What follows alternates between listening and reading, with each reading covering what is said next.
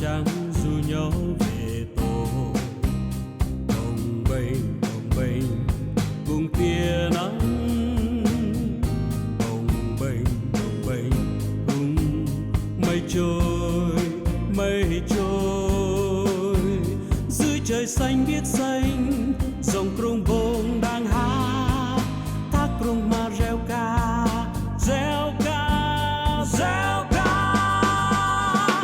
kia xa xa đình chư yang si,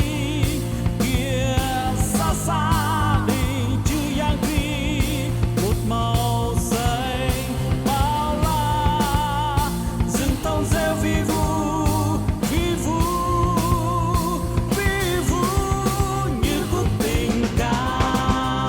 Nắng chiều xuống như muôn ngàn hoa, nghe xa xa tiếng hát ấy rơi trong buồn xa, rộn ràng lời chiến cờ nào vang xa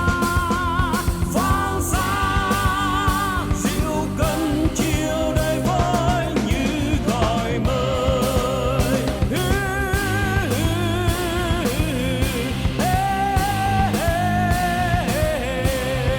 Ôi chiều crong bông.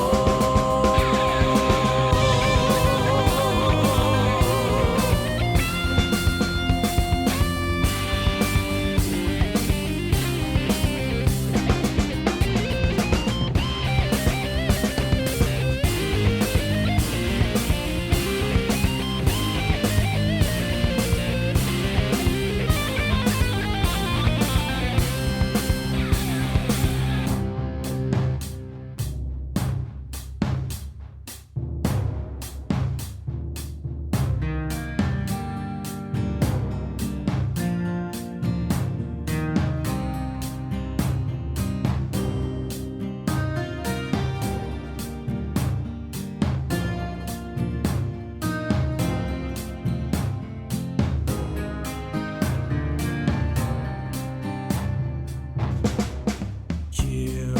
crong bông từng đàn cò trắng ru nhau về tổ,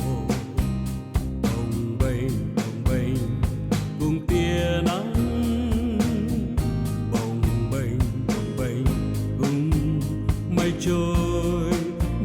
trôi dưới trời xanh biếc xanh,